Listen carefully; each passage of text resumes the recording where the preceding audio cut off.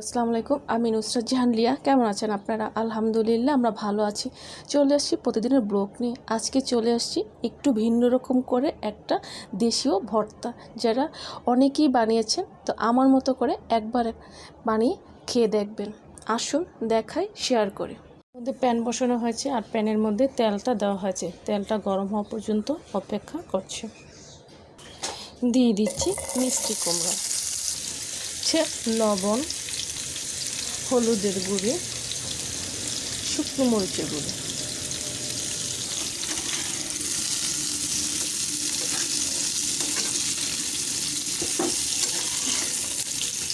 এখন মিষ্টি কুমড়াটা ভালো করে ভাজা হবে।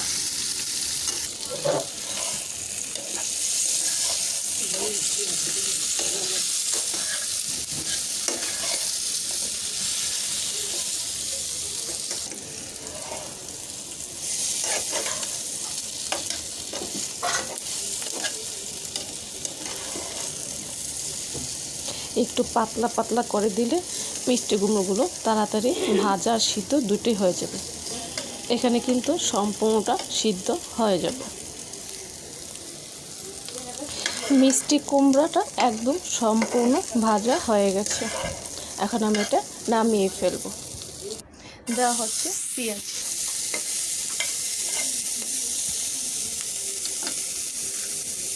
দিয়ে দিচ্ছি শুকনো মরিচ। পেঁয়াজটা আর শুকনো মরিচটাও আমি একটু ভেজে নেব।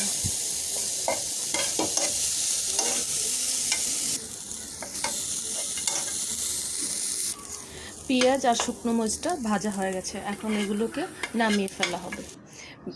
মিষ্টি কুমড়াটা ঠান্ডা হয়ে গেছে। এখন হাত দিয়ে ভালো করে মিষ্টি কুমড়াটাকে ম্যাশ করে নিতেছি। যেহেতু এটা সম্পূর্ণটা ভাজা হয়ে গেছে আর ভাজার মধ্যে কিন্তু এটা একেবারে সিদ্ধ হয়ে গেছে। দেওয়া হচ্ছে শুকনো মরিচ, দেওয়া হচ্ছে লবণ আর শুকনো মরিচটা ভালো করে মাখিয়ে নেওয়া হচ্ছে। লবণ আর মরিচটা মাখানো হয়েছে। দেওয়া হচ্ছে পেঁয়াজ। যেহেতু মিষ্টি কুমড়া ভাজার মধ্যে আমি লবণ দিয়েছি, এখন এটার মধ্যে অল্প করেই লবণটা দেওয়া হয়েছে। এখন মিষ্টি কুমড়া, শুকনো মরিচ, পেঁয়াজ ভালো করে মাখানো হচ্ছে।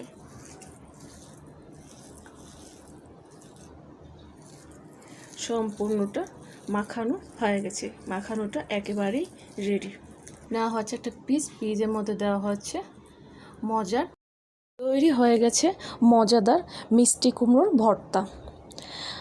অনেকেই অনেক রকম করে মিষ্টি কুমড়ো ভর্তা খেয়েছেন। আশা করি আমার মতো এরকম করে মিষ্টি কুমড়ো ভর্তাটা বানিয়ে একবার অন্তত খেয়ে দেখবেন। ভালো লাগলে কমেন্টস করে জানাবেন, সাবস্ক্রাইব করে দেবেন, আমার পাশে থাকবেন আর আমাকে অনেক অনেক সাপোর্ট করবেন। আজ এই পর্যন্তই। সব ভালো থাকেন, সুস্থ থাকেন। আবার আসবো। আল্লাহ হাফেজ।